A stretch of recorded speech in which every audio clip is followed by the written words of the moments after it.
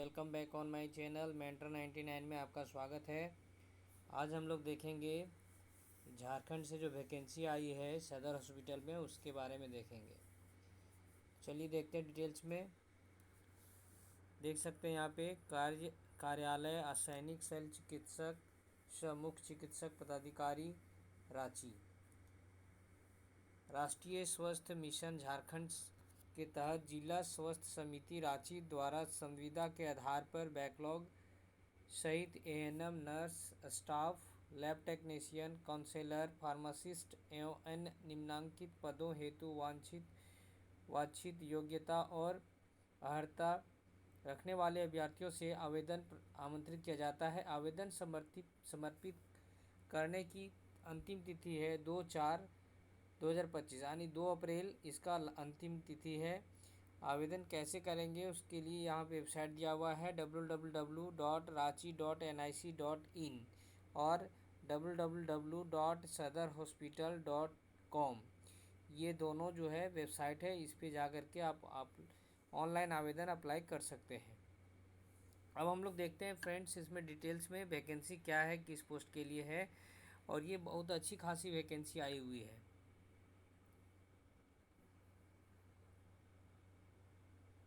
चलिए डिटेल्स में देखते हैं। पहला है यहाँ पे RCH। इसके लिए जो आपका क्वालिफ़िकेशन है वो +2 के लिए होना चाहिए, +2 होना चाहिए और इसके इक्विवेलेंट होना चाहिए, एएनएम कोर्स किया हुआ होना चाहिए। और इसमें जो वैकेंसी आप देख सकते हैं, जनरल के लिए 36 है, EWS के लिए 9 है और ST के लिए 19 है, SC के लिए 8 है, OBC के लिए 0 है। ठीक है, टोटल वैकेंसी आपका है 72 और इसमें जो सैलरी मिलना है वो 11,466 मिलना है। नेक्स्ट हम लोग देखेंगे RBS के। तो इसके लिए भी जो क्वालिफ़िकेशन है वो लगभग सेम है, RCH के जैसा ही क्वालिफ़िकेशन है। इसमें 2 वैकेंसी है, एक है जनरल के लिए और एक है EWS के लिए। सेकेंड है मल न्यूट्रिशन ट्रीटमेंट के लिए जो वैकेंसी है, MTS इसका शॉर्ट फॉर्म है और इसके लिए जो क्वालिफ़िकेशन है वो +2 है और एएनएम कोर्स होना चाहिए। इसमें 2 वैकेंसी है। नेक्स्ट आप देख सकते हैं friends, national urban health mission NUHM। इसमें टोटल 26 वैकेंसी है। ठीक है, नेक्स्ट देख सकते हैं आप यहाँ पे, इसके लिए क्वालिफ़िकेशन +2 है और इक्विवेलेंट हो सकता है, एएनएम कोर्स होना चाहिए। नेक्स्ट आप देख सकते हैं अगला जो RCH NHM है ना, ये आयुष फार्मासिस्ट की वैकेंसी है। इसमें जो क्वालिफ़िकेशन होना चाहिए वो आयुर्वेदिक कंपाउंडर का होना चाहिए, जिसमें diploma in ayurvedic pharmacy from recognised government recognised institution से होना चाहिए। फॉर यूनानी कंपाउंडर के लिए डिप्लोमा इन यूनानी फार्मेसी फ्रॉम रिकॉग्नाइज्ड इंस्टीट्यूट। ठीक है, और for homeopathic compounder diploma in homeopathic pharmacy from recognise government recognise institute. तो इसमें जो है सैलरी आपका 10,000 है। नेक्स्ट देख सकते हैं friends, RCH NHM block data manager. इसके लिए जो क्वालिफ़िकेशन है आपका ग्रेजुएशन होना चाहिए किसी भी डिसिप्लिन में, 1 ईयर का डिप्लोमा होना चाहिए कंप्यूटर में, या post graduate diploma in computer, या फिर O लेवल सर्टिफिकेट होना चाहिए फ्रॉम रिकॉग्नाइज्ड यूनिवर्सिटी से या रिकॉग्नाइज्ड इंस्टीट्यूट से। ITI IDTR bachelor in computer application, BSc ITI BSc computer science.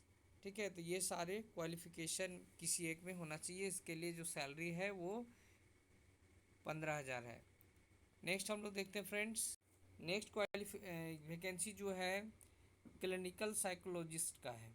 इसमें क्वालिफ़िकेशन होना चाहिए post graduate degree in psychology और अप्लाइड साइकोलॉजी और master of philosophy in medical and social psychology और master of philosophy in mental health and social psychology obtained after completion of a full-time course of 2 years, which includes supervised clinical training approved and recognized by the rehabilitation council in India. इसके लिए जो salary है 26,250 है। Next vacancy है friends आपका district NCD clinic counsellor का। इसमें qualification है bachelor degree in social science और degree diploma in counselling health education mass communication.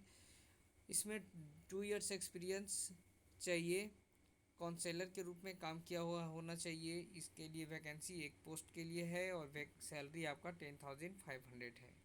Next आप देख सकते हैं NCDCHC क्लिनिक, ये जो है काउंसलर इसमें है। इसमें भी आपका जो है सेम क्वालिफिकेशन है। नेक्स्ट हम लोग देखेंगे काउंसलर RMNCH FP। ठीक है, तो इसके लिए भी आपका क्वालिफिकेशन मास्टर और bachelor degree in social work, public administration, psychology, sociology, home science, hospital, health management. Essential experience 1 year work experience होनी चाहिए इसमें हेल्थ सेक्टर में और रिलेवेंट फील्ड में। Excellent interpersonals communication skills, fluency in local language both writing and speaking.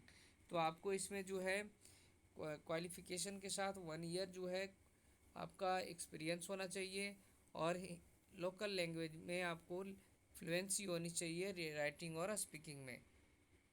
Next इसके लिए जो salary है आपका काउंसलर RMNCH का, तो वो 15,000 है। इसमें वैकेंसी 2 है। नेक्स्ट आप देख सकते हैं friends RBSK DEIC dental technicians. इसमें जो है आपका क्वालिफिकेशन है diploma in dental technology mechanics from an institute recognised by dental council of India. ठीक है, और इसमें जो एक्सपीरियंस है 1 ईयर का एक्सपीरियंस होना चाहिए। इसमें एक ही वैकेंसी है और इसकी सैलरी जो है 15।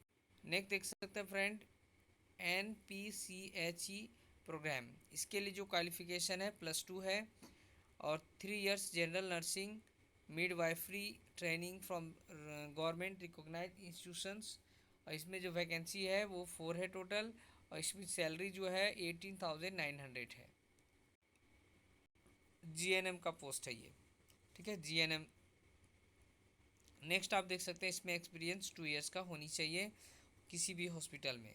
नेक्स्ट आपका देख सकते हैं डिस्ट्रिक्ट NCD क्लिनिक, ये GNM के लिए है। क्वालिफिकेशन होनी चाहिए GNM का और एक्सपीरियंस 2 इयर्स का। इसमें भी आपका 2 वैकेंसी है। इसका सैलरी जो है 18,900। नेक्स्ट देख सकते हैं फ्रेंड CHC NCD क्लिनिक। इसमें भी bachelor degree diploma in nursing 2 years experience. इसमें जो टोटल वैकेंसी 4 है, सैलरी आपका 18,900 है। नेक्स्ट पोस्ट है friend national urban health mission NUHM। इसमें +2 होनी चाहिए qualification, diploma in lab technician from government recognised institute with 1 year of experience registered under Jharkhand paramedical council. इसमें टोटल 6 वैकेंसी है और सैलरी जो है आपका 10,973 है। National urban health mission NUHM lab technician के लिए इसमें जो है सेम क्वालिफिकेशन है फ्रेंड्स और इसमें जो है टोटल 4 वैकेंसी है। सैलरी आपका सेम है 10,970। RBSK DEIC, इसमें भी आपका क्वालिफिकेशन सेम है 10+2 होना चाहिए और इंटरमीडिएट होना चाहिए। Diploma in lab technician from government recognised institute with 1 year experience. इसमें पोस्ट एक ही है और सैलरी 13,305 है। नेक्स्ट आपका वैकेंसी है district CHC NCD clinic lab technician district CHC NCD। इसमें आपका जो होना चाहिए 10+2 DMLT में और वर्किंग एक्सपीरियंस होना चाहिए किसी बड़े हॉस्पिटल में। 2 साल का एक्सपीरियंस होनी चाहिए। बेसिक कंप्यूटर नॉलेज होनी चाहिए। वर्ड प्रोसेसिंग डाटा होनी चाहिए नॉलेज में और इसकी टोटल वैकेंसी 14 है। सैलरी आपका 18,900 है। Next friend mail nutrition treatment centre MTC मल न्यूट्रिशनल काउंसिल। इसमें क्वालिफिकेशन है फीमेल कैंडिडेट होनी चाहिए, बैचलर और master degree in food and nutrition home science honours और पास कोर्स होनी चाहिए। ठीक है, या और या 2 साल का एक्सपीरियंस होनी चाहिए हेल्थ सेक्टर में, और रिलेवेंट फील्ड में बेसिक कंप्यूटर नॉलेज होनी चाहिए। टोटल वैकेंसी 4 है और सैलरी आपको 15,000 मिलेगा। RBS के ophthalmic assistant 2 years diploma course in optometry और trained as an ophthalmic assistant in any the recognized government hospitals as per guidelines of NHM। ठीक है, और आपको कंप्यूटर नॉलेज होनी चाहिए, इंटरनेट का यूज़ आनी चाहिए। इसमें टोटल वैकेंसी 3 है, सैलरी 13,230 है। नेक्स्ट देख सकते हैं friend, national urban health mission NUHM। इसमें diploma in pharmacy from recognise institute, ये आपका क्वालिफिकेशन होनी चाहिए, कंप्यूटर नॉलेज होना चाहिए, MS वर्ड ऑफिस और इंटरनेट का नॉलेज होना चाहिए। इसमें टोटल वैकेंसी 6 है, सैलरी 10,973 है। Next friend, national urban health mission NUHM pharmacist का है। इसमें diploma in pharmacy from recognise institute से होनी चाहिए। इसमें कंप्यूटर नॉलेज होनी चाहिए, रजिस्टर अंडर फार्मेसी काउंसिल, और इसमें टोटल वैकेंसी आपका 4 है, सैलरी 10,973 है। नेक्स्ट है आपका RCH RBSS के, इसमें diploma in pharmacy from recognise institute, और इसमें भी आपका सेम क्वालिफिकेशन है। टोटल वैकेंसी 25 है, आपका सैलरी इसमें 12,000। नेक्स्ट वैकेंसी फ्रेंड NMHP, इसमें सेक्रेटरी सोशल वर्कर, इसमें पोस्ट ग्रेजुएट डिग्री होनी चाहिए after completion of course of studying minimum 2 years in mental health और साइक्रेटिक सोशल वर्क। इसमें टोटल एक ही वैकेंसी है और सैलरी है 29,524। ये आपका है NPHC रिहेबिलिटेशन वर्कर। इसमें आपका क्वालिफिकेशन होनी चाहिए 10+2 equivalent qualification, 1 year certificate course, diploma in multi rehabilitation worker DMRW और community based rehabilitation worker from ये recognized institute registered as rehabilitation on personnel under rehabilitation council of India act 1992। Essential qualification at least 1 year experience of working in a hospital. तो इसका जो qualification है +2 या इसके equivalent होनी चाहिए। मल न्यूट्रिशन में certificate course, diploma certificate course होना चाहिए और 1 year का कम से कम एक्सपीरियंस होनी चाहिए। इसमें टोटल वैकेंसी आपका 8 है, सैलरी आपका 15,000 है। नेक्स्ट है फ्रेंड RCH, इसमें आपका +2 का क्वालिफिकेशन होनी चाहिए, 3 years जनरल नर्सिंग और midwifery training from recognised government institutions, और फिर इसमें टोटल वैकेंसी 17 है, सैलरी आपका 16,564 है। SNCU, इसका जो क्वालिफिकेशन है आपका 10+2 है, सैलरी आपका 16,564 है, टोटल वैकेंसी 18 है। NBSU, इसमें टोटल वैकेंसी आपका 8 है, सैलरी आपका फ्रेंड्स 16,564 है। नेक्स्ट आप देख सकते हैं ये सारे स्टाफ नर्स की वैकेंसी है फ्रेंड्स। नेक्स्ट आपका है national urban health mission staff nurse, इसमें भी +2 का क्वालिफिकेशन होनी चाहिए, intermediate with 3 years general nursing और मिडवाइफरी ट्रेनिंग फ्रॉम ये recognised institution recognised under registered under Jharkhand nursing council. Total vacancy 11 है और इसमें 15,015 सैलरी मिलेगा आपको। National urban health nurse staff के लिए इसमें भी आपका सेम क्वालिफिकेशन चाहिए, टोटल वैकेंसी 8 है, सैलरी आपका 15,015 है। नेक्स्ट आप देख सकते हैं RBSK 29 सीरियल नंबर में है DEIC, इसके लिए क्वालिफिकेशन सेम है फ्रेंड्स और इसकी वैकेंसी 1 है, सैलरी 15,000। देखते हैं फ्रेंड्स इसमें जो एज है, तो एज जनरल के लिए 35 है और PH में अगर आते हैं तो इसके लिए 40 years होगा आपका। EWS में 35 years एज है और इसमें अगर आप PH कैंडिडेट हैं तो 40 years होगा। OBC BC1 BC2 के लिए 37 years एज है, अगर आप PH में आते हैं तो आपका PH मीन्स फिजिकल हैंडीकेप तो 42 years हो जाएगा। ST SC के लिए एज आपका 40 years है अगर आप physical handicap SC ST candidate आते हैं तो आपका 45 ईयर्स हो जाएगा। Female candidate general EWS BC1 BC2 38 years है। और इसमें आपका अगर PH आते हैं, आपको PH में आते हैं तो 43 ईयर्स होगा फ्रेंड्स। फीमेल SC ST के लिए आपका 40 ईयर्स है फ्रेंड्स। और अगर फीमेल SC ST PH में आते हैं फिजिकल हैंडीकैप में तो 45 ईयर्स होगा। ठीक है फ्रेंड। ER मीन्स अनरिजर्व हो गया। AWS economic weaker section, EW और OBC हो गया आपका other backward class, ST schedule tribe, SC schedule caste, PH physical handicapped. ठीक है फ्रेंड्स।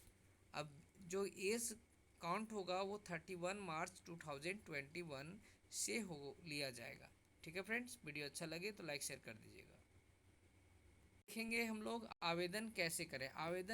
ऑनलाइन आवेदन भरने से पहले सभी जानकारी और निर्देशों को अच्छी तरीके से जांच कर लें। ठीक है, तो चलिए हम लोग देखते हैं आवेदन कैसे। फ्रेंड्स, आवेदन जो है आपका 7 से स्टार्ट होगा, हो गया है 7 मार्च से। ठीक है, और अंतिम तिथि है 2 अप्रैल। ठीक है, 12 बजे रात तक। ठीक है, नेक्स्ट आप देख सकते हैं फ्रेंड्स, डिटेल्स दिया हुआ है, आप देख सकते हैं। पंजीकरण के बाद, रजिस्ट्रेशन के बाद आवेदक को फिर से वेबसाइट पर जाना होगा। ईमेल से साझा किए गए क्रेडेंशियल्स के साथ फिर से लॉगिन करना होगा। मीन्स आपका अगर रजिस्टर कर ले रहे हैं, ठीक है, तो फिर से आपको लॉगिन करना पड़ेगा। आवेदक को डैशबोर्ड पर उपलब्ध व्यक्तिगत विवरण को बहुत ध्यान से पूरा करना होगा। मतलब आप आवेदन अप्लाई फिल कर रहे हैं तो आपको बहुत अच्छे से अपने क्रेडेंशियल को देखना है। ठीक है, आगे फ्रेंड्स, शुल्क का भुगतान, फ़ी कितना लगेगा। तो EWS जनरल, EWS और OBC के लिए 400 है। SC ST और सभी श्रेणी की महिलाओं के लिए 300 है। ठीक है फ्रेंड्स।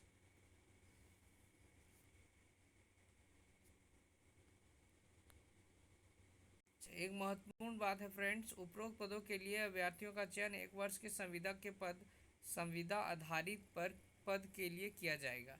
आवश्यकता अनुसार चयनित अभ्यर्थियों के कार्यों के मूल्यांकन के आधार पर प्रत्येक वर्ष संविदा अवधि 1 वर्ष के लिए बढ़ाई जा सकती है।